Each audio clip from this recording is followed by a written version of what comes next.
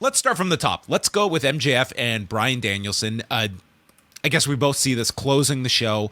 I'm not too concerned either about this match. I think that it's going to be, I think the crowd is going to be with it, and maybe they will have their struggles at the beginning, but overall, I think that this is going to only showcase what everybody, I think, is expecting, that this is going to be a really well done match. If anything, I would say like the story of like, can MJF hang for 60 minutes? I don't know if there's too many people out there that are doubting this, as though this would be, you know, pick a guy that would just be totally out of his element. Like, I don't think that really exists here. I don't disagree, but at the same time, we haven't seen him wrestle that length of match. And so I think there's always a curiosity to see, you know, somebody do something for a first time, even if they are like, you know, incredible specimen. It's like a UFC fighter. Like if a UFC fighter has, you know, kind of like made his way to the top, having like flash knockouts, even though you would assume that they're in very good shape, you still have to wonder, can they last, you know, championship rounds, for instance. And it's going to be a very legitimate test of both of them. Like, you know, MJF, because it's the first time that he'll have done it.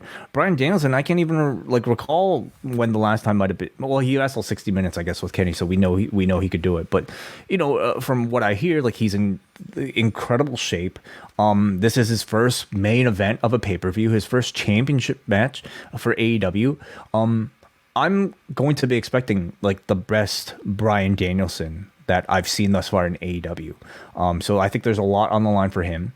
My criticism maybe of the build is the fact that they haven't really hit on this 60-minute Iron Man match enough as a draw. So much of the story has been about, you know, like the arm, MJF's kind of like, you know, breakup with and all this kind of personal stuff. And you definitely need that. But I think when you're trying to sell an Iron Man match, especially a match type that might already make people feel a little bit uneasy, you have to make that as a feature. You have to turn that into the main drawing card of this entire thing. Does MJF have the cardio? Does Bryan Danielson have the cardio demanded of, you know, somebody to go 60 minutes? I feel like that's been kind of understated, but that's what I'm looking for in this match, just to see like what these guys will look like. How can they make a 60-minute feel compelling? Yeah, just looking here, it looks like his longest singles match for MJF would have been a year ago, 38 minutes with CM Punk on TV. And then they came back and did the dog collar match at Revolution last year that went just under 27. So yeah, it is like, there is just the idea of laying out a 60-minute match. It comes with a lot of, it's a big struggle, like what you are asking your audience to be with. But I think the other side of it is that once you get to that final stretch, you've built up all this drama. Do you see how many falls? Are you expecting them to do a lot of falls throughout this? Do you see them going the extreme in that by the end of 60, like neither has taken a fall, like going into that last like couple of minutes? There's so many ways you could play with, you know, a whole hour, right? You know, they could do the thing where MJF sacrifices his first fall and then like cheats by, you know, getting DQ'd like we've seen in the past. Almost a little predictable almost at this point, but like there's a lot of room for creativity. It's almost kind of limitless, you know, with the way you could do that math. So I'm kind of looking forward to that too, to see like what a creative mind like an MJF and a Bryan Danielson are able to come up with that might be something that we've never seen before in an Iron Man match. But my prediction is that, you know, I don't know if are we predicting final scores here? Like, no, but you know, I think it'll be pretty low. I think it'll be like, you know, sub 5 between the two of them. Could you see MJF getting to the 60 minutes and they're tied, or no falls have happened yet, and Danielson demands 5 more minutes, and well, so the Brett. Yeah. Okay. So the Brett Sean finish, except like MJF just says, "Fuck this, I'm not doing it." But is that too deflating of an end to a match? Like MJF, I think, has to keep this title, and you either go the direction that he wins this match, but I think he has to do it in some kind of underhanded way that's not insulting to the audience. Well, okay, yes and no. I feel like this is the match that presents an opportunity to really legitimize MJF, and I think Danielson will probably insist as much. Like he wouldn't want this to end without MJF feeling like he's grown as, you know, That's one way to legitimate go, is guy. that he wins and he can come out and you hate him because he did win the match and he can brag about, I beat the best wrestler in the world, therefore I am the best wrestler in the world, and you can't argue it. Yeah, so there will be, I'm sure underhanded tactics throughout the match, but I think it has to end with a pretty legitimate win from MJF. Let's also remember the story of the arm going for Danielson going into this, which I'm sure will be targeted. I mean, for 1 week, MJF was selling that knee, but he hasn't really made it a point since, so I don't know if we'll see that at all.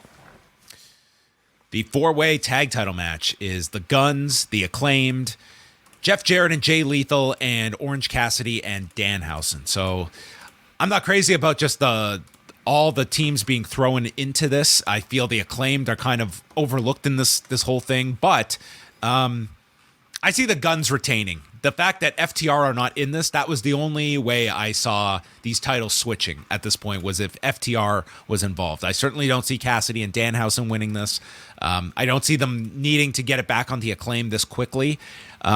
Jarrett and Lethal, quite honestly, I think they would have a great run with the tag titles, but I think you have to pick between your heel teams, and they're going with the Guns to try and establish them. So I see maybe MJF is not going to have an underhanded way, but the Guns should escape this one by the skin of their teeth with some underhanded tactic. And in a 4-way, there's many ways you can do that. Agreed. Yeah, agreed with that. I mean, the Guns, this is their first real defense as far as I can tell, and I don't think AEW likes to hot potato turtle reigns like that, so I see them retaining. And it's an interesting mix of teams, because I think for the first time you have almost every team being a bit more kind of like comedic in tone, and I imagine you'll have a lot of fun spots between Danhausen and Orange and Jeff Jarrett, Billy Gunn and Danhausen. Sure, yeah. A lot of scissoring, I'm sure, throughout this entire thing as well. So I think it'll be an entertaining, like, change of pace from maybe some of the more serious matches, like guys getting buried, and Texas Death and Iron Man matches. So, it could add a bit of levity. I'm not looking for this to steal the show in a work rate sense, but, it could be entertaining. Do we have any FTR at all on this show? I mean, it's like I would be using them. I would 100%. I would not be going with the idea that we're just going to leave them at home. So I would expect that they get used. You think they show up at the end of this? I could see it maybe happening. Yeah. If not here, then on television. So I think that there's at least decent possibility of FTR appearing, but to that point, I think a lot of people would have like get the maximum out of them. Like you have to go with the idea, if their deals are not up, like this is your last pay-per-view, you have a chance to do something with them. I would have used them for the maximum value, whether it's losing to the Guns or beating the Guns. If you feel that they're going to stick around. I'm going to say no. I'm going to say no FTR. Yeah, it's going to be a loaded show, even with just all of this. Like, that might be better served for television if you're going to go that route. But I thought that the thing to use them would have been as the Jokers on Wednesday and get them into this match. Jon Moxley against Hangman Adam Page in a Texas death match. I think both guys are going to bleed in this one, and it's probably that's crazy. Extremely. In this, I would love if they didn't bleed. That would be awesome. And then at the end of the match, Moxley just like hits his head into like a trash can after the win and bleeds. Like, he has become the Sandman in that regard. I think this is going to be great. I think this is going to be a chance to be the match of the show and should be the blow off to this, and makes it really interesting. Like, it seems that like this should be Hangman's feud to win and truly be on this guy's level. And above it. Like, so where are they right now in the series? Like 2-1 for Mox? We had the knockout to Page back in October. Then we had the similar ending with Moxley getting knocked out. I don't want to be corrected later. Mox Page. Anyway. Okay, so let's look this up here. Cage match, a great resource, everybody. So they had a match in October of last year that had who won this? That was the knockout. The October one was the one where Hangman got hurt. Yeah, thank you. And then they had the match at the Forum in January. January was Page winning, and then Mox won the latest one with the cradle. So 2-1 Mox. Yeah, I mean, I guess it would make sense to have Page even out the series, and then we can build to another match. What can you do beyond a Texas death? Like literally, he's promised to kill the man. So I don't know how much. Well, it's bigger than Texas, right? You know, America. So an American death match. Yeah, American death, global death. Yeah. Where do you put this on the card? Well, I think that's the most intriguing question about this. I think there are going to be like at least there might be some consideration of putting this on at the end. It's the only other match you could close the show with, and you'd be fine doing that. There would be plenty of people who would argue that like that. I just don't see them doing it. With just the way that Tony has laid out these pay-per-views in the past, I just don't see that one happening. I don't think they have to do it either. Like Bryan versus MJF is the biggest story that I feel like they've told. And Mox and Page is a big story too, but I also don't think it's as big of a story as like Bryan versus MJF. I would put this like close to the front of the show, maybe like a second or third. I put it late. I would actually put it near the end, if not. Like I would want. Ideally, this would be third last, and you'd have that Sting match in between. That it's just that could be the tag match. Well, that's what I'm thinking is the tag match would be my buffer, but and I don't mean that buffer in the sense that it's just, well, give up on it. But like we saw with Jarrett and Lethal with Sting and Darby at the last pay-per-view, like, dude, it just got over. And the tag match could have enough craziness with Cassidy and Jarrett and everything involved that you could do Moxley, Hangman, the tag match, and then you do your 60. Yeah, I really don't dislike that. I mean, when I suggested like putting it maybe closer to the front, I think ultimately what I'm trying to say is I want there to be enough distance between this Texas Death match and the Iron Man match. But the Iron Man match itself is going to provide plenty of distance from anything that precedes it. So you could even have this right up against the Iron Man match, and I think it'll still do perfectly fine. I think you could get away doing them back to back. Like I think ultimately, like they're going to have them by the meat of that 60-minute match. Samoa Joe and Wardlow for the TNT Championship.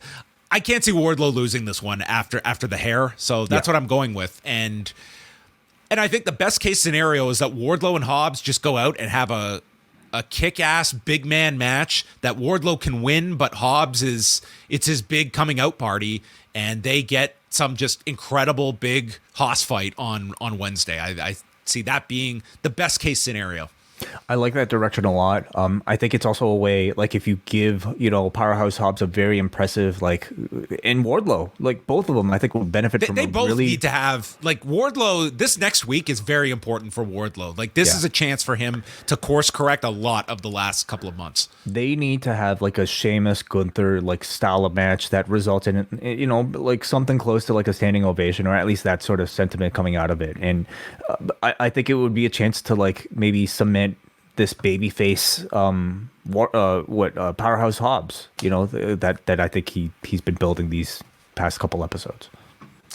Chris Jericho and Ricky Starks with the Jericho Appreciation Society banned from ringside. Yeah, I think a lot of people are at this point kind of negative on this entire feud in totality. When it comes down to like the bell to bell action between the two, I'm looking forward to it. I think both of them will deliver in a pay-per-view setting. Does Jericho get his pay-per-view opening match here? He's been in that spot before. Him and Eddie Kingston opened the pay-per-view. Something's got to open the pay-per-view, and they. Yeah, I could see this opening the pay-per-view. You could put a bunch of stuff in there. I could see the trios match opening the show. Yeah, absolutely.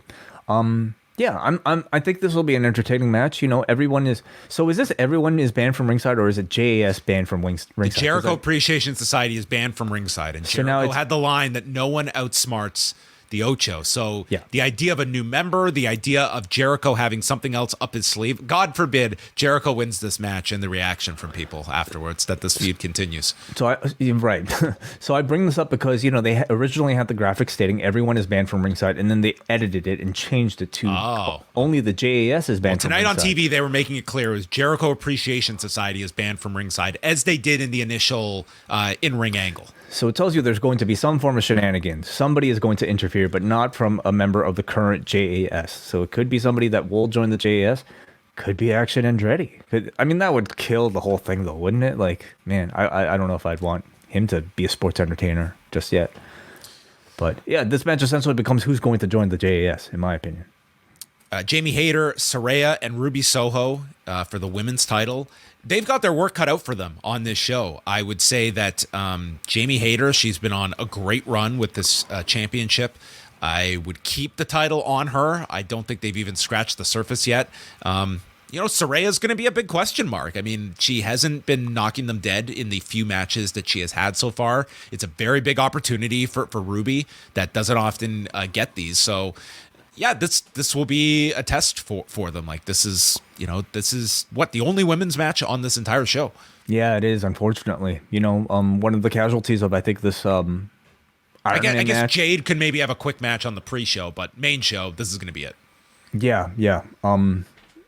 They did not make room at all for any significant storytelling for any other women's match in this entire cycle, and I think that's a real disappointment because there's plenty of talent, but they just didn't deem them important enough, I guess, to make this cut. So we got this match, and there's a lot of riding on these three to I think deliver to show that they're representing women's wrestling essentially on this entire show. So I hope they have a good one, especially for Saraya, who I think is battling a lot of warranted negative criticism for not very good promos in ring that I think has been passable, but we haven't really seen enough of it yet. So this is kind of her chance to you can silence everybody for all the bad storytelling that you've had if you deliver a really great match, and this is her chance to kind of wipe a lot of that away.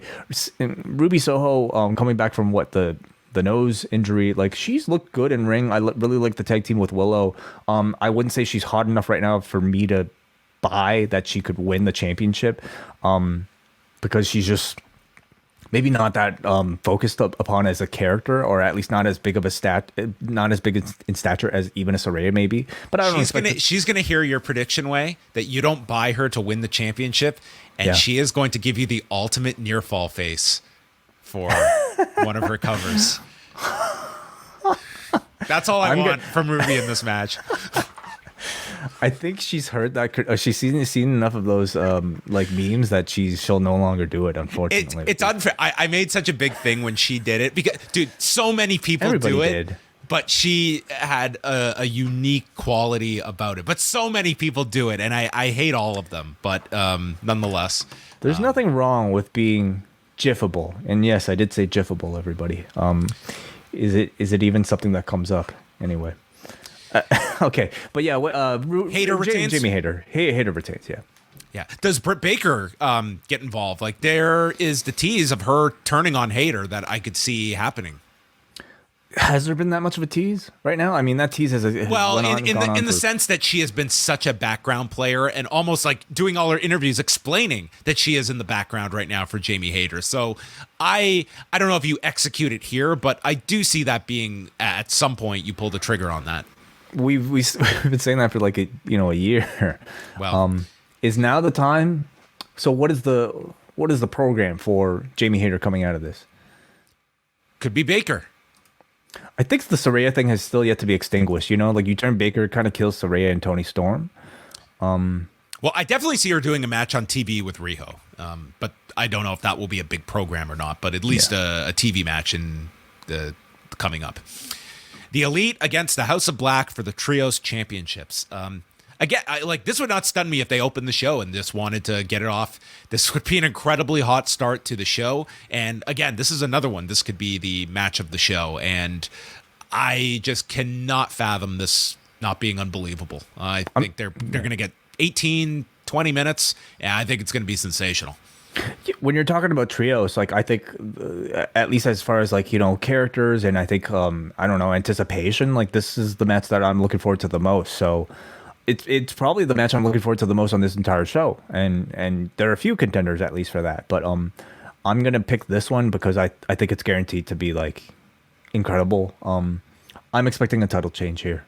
I think the Elite have done a lot. I would argue they're more valuable, especially Kenny as an individual star right now to this company, and maybe the Bucks too, even as a tag team. So I've really enjoyed this like Elite trios, but I think they're both entities are better served in their own divisions.